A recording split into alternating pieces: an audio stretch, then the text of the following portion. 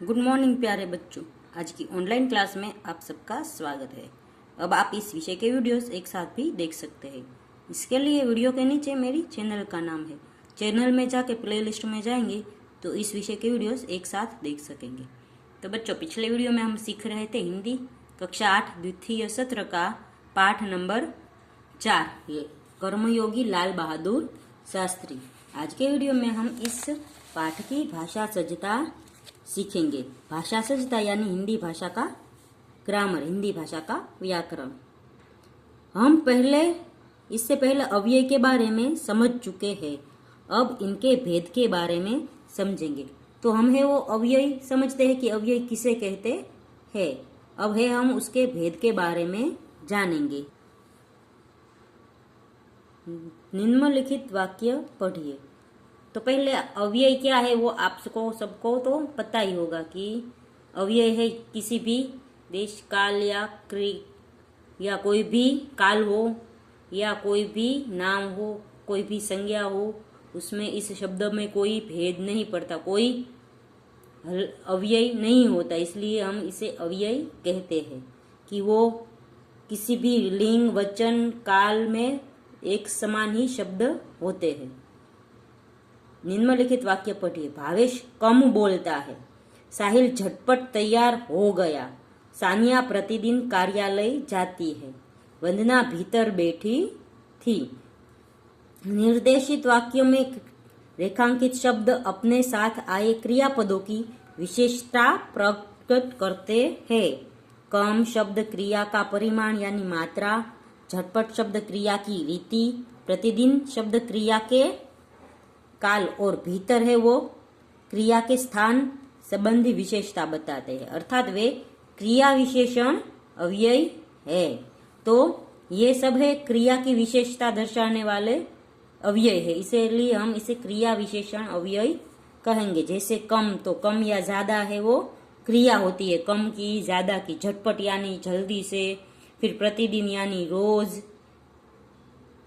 फिर है भीतर, वो कुछ क्रिया हुई है, इसलिए हम इसे क्रिया विशेषण अव्यय कहेंगे। जो शब्द क्रिया की विशेषता बताता है उसे क्रिया विशेषण अव्यय कहते हैं। जैसे आजकल, कल, साथ, ऊपर, नीचे, खूब, कम, अधिक, वे क्रिया विशेषण अव्यय है। निम्नलिखित वाक्य पढ़िए। राम के साथ लक्ष्मण भी वन में गए। बगीचे के चारों ओर दीवार बन गई। हमारे घर के आगे मस्जिद है। मनीषा मानसी से मधुर गाती है। आज साजिद की जगह वाजिद खेलेगा। निर्देशित वाक्य में रेखांकित शब्दों पर ध्यान दे तो स्पष्ट हो जाता है कि ये सभी किसी न किसी संज्ञा के बाद प्रयुक्त हुए है। संज्ञा यानी ये सब संज्ञा है, जैसे नाम, बगीचा, राम, बगीचा, घर, मानसी, साजिद, ये सब संज्ञा है। उसके बाद में ये अव्यय प्रयुक्त हुए हैं। ये वाक्य में आए अन्य संज्ञा को शब्द से संबंध का बोध करा रहा है। तो ये सभी संज्ञा के और दूसरी संज्ञा के से एक दूसरे का संबंध है ऐसा बोध करा रहा है। जैसे के साथ यानी राम और लक्ष्मण, के चारों ओर यानी बगीचे और दीवार के ओर, फिर घर के आगे तो घर और मस्जिद, फिर से मधुर है वो मनीषा और मानसी, की जगह है वो साजिद वाजिद का संबंध दर्शाते हैं। जो शब्द संज्ञा या सर्वनाम के बाद प्रयुक्त किए जाते हैं तथा अन्य संज्ञा, सर्वनाम या अन्य शब्दों के स्थान साथ संबंध का बोध कराते हैं, वे संबंध बोधक अव्यय है। जो संबंध का बोध कराते हैं, जैसे के आगे, के पीछे, के सामने, वो सब है वो संबंध का बोध कराते हैं, इसलिए संबंधवाचक अव्यय कहलाएंगे। निम्नलिखित वाक्य पढ़िए। नूरुद्दीन, संजय और नीलेश गांधीनगर गए। रमेश ने परिश्रम किया इसलिए प्रथम आया। यद्यपि वह निर्धन है तथापि उदार है। उपर्युक्त वाक्यों में रेखांकित शब्द दो शब्दों, दो वाक्यों या दो वाक्यांशों को जोड़ने का काम कर रहे हैं। तो यहाँ पर है और, इसलिए, तथापि है वो ये दो शब्दों को, ये दो वाक्यों को जोड़ रहे हैं। दो वाक्य, वाक्यांशों अथवा दो शब्दों को परस्पर मिलाने वाले शब्द को समुच्चय बोधक अव्यय कहेंगे। तो दो वाक्य या दो शब्द या शब्दांश को जोड़ने वाले जो अव्यय होते हैं उसे समुच्चय बोधक अव्यय कहते हैं, जैसे और, तथा, किंतु अथवा इसीलिए। तो हमने पहले देखा क्रिया विशेषण अव्यय, जिसमें कुछ क्रिया होने का बोध होता है। फिर हमने देखा विशेषण संबंध बोधक अव्यय, जिसे संज्ञा और सर्वनाम का अन्य संज्ञा सर्वनाम से संबंध बताया जा सके। फिर हमने सीखा समुच्चय बोधक अव्यय, जो दो वाक्यों को, वाक्यांशों या शब्दों को परस्पर मिलाने का काम करे और उसे दोनों के बीच संबंध स्थापित कर सके, उसे हम समुच्चय बोधक अव्यय कहेंगे। आगे है निम्नलिखित वाक्यों को पढ़िए। अरे क्या बात करते हो, हाय ये क्या हो गया, वाह कितना सुंदर बालक, ठहर आगे मत बढ़, बाप रे इतना लंबा सांप।